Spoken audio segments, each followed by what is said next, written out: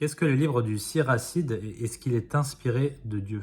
Ce livre a été écrit par un certain Jésus ben Sira entre 200 et 175 avant Jésus-Christ. Et c'est une collection de maximes, de conseils moraux, de réflexions sur la sagesse, la vertu, la piété, etc. Un peu comme Proverbes, Ecclésiaste et ainsi de suite. Mais on va surtout insister sur les erreurs du livre puisque vu qu'il y a 51 chapitres, vous vous doutez bien qu'il va y avoir beaucoup d'âneries, et il y en a. Cet apocryphe enseigne un salut par les œuvres. Siracide chapitre 3, verset 3 et verset 30, écoutez bien. Celui qui honore son père obtient le pardon de ses péchés, c'est complètement anti-biblique. L'eau éteint la flamme du feu et l'aumône obtient le pardon des péchés, c'est aussi anti-biblique.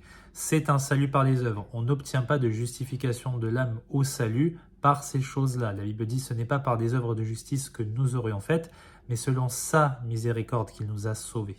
Siracide chapitre 7 nous enseigne à faire de belles œuvres pour être aimé, ce qui est très bizarre et anti-chrétien. N'hésite pas à visiter un malade, en agissant ainsi, tu seras aimé. On ne doit pas faire ça pour être aimé, on doit faire ça parce qu'on a été aimé et qu'on a de l'amour chrétien à revendre. Siracide chapitre 12 versus l'amour de nos ennemis. Vous allez voir que l'auteur a vraiment une dent contre ses ennemis, ce qui est vraiment anti-chrétien et anti-biblique.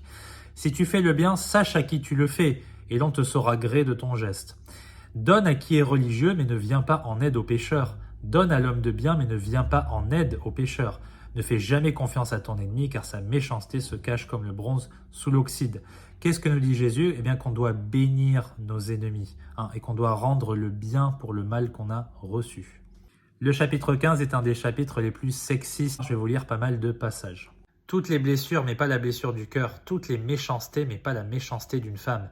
Il n'est pire venin que le venin du serpent, il n'est pire fureur que la fureur d'une femme.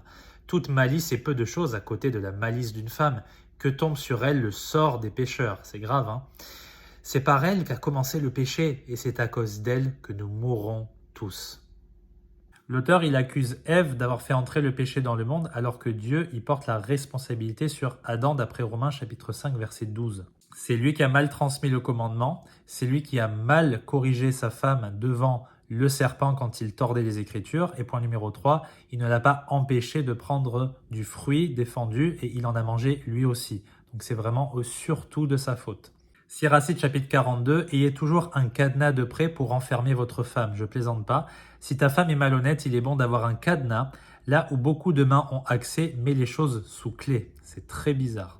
Au verset 9 et 10, on voit qu'il est très parano concernant le fait d'avoir une fille, puisqu'une fille peut se faire déflorer dans la maison paternelle. Plus tard, quand elle va se marier à un mari, elle va avoir peut-être un comportement odieux, elle peut refuser de coucher avec lui, rester stérile. C'est pas une belle image de la femme du tout. Et enfin, Siracide 45, verset 15, il est question du fait que la prêtrise d'Aaron, elle est éternelle, ce qui est faux, puisque plus tard, on verra dans le livre d'Hébreux, sa prêtrise n'est pas éternelle, c'est surtout la prêtrise selon l'ordre de Melchisédek, qui concerne uniquement Jésus-Christ de la tribu de Juda, qui est en vérité éternelle.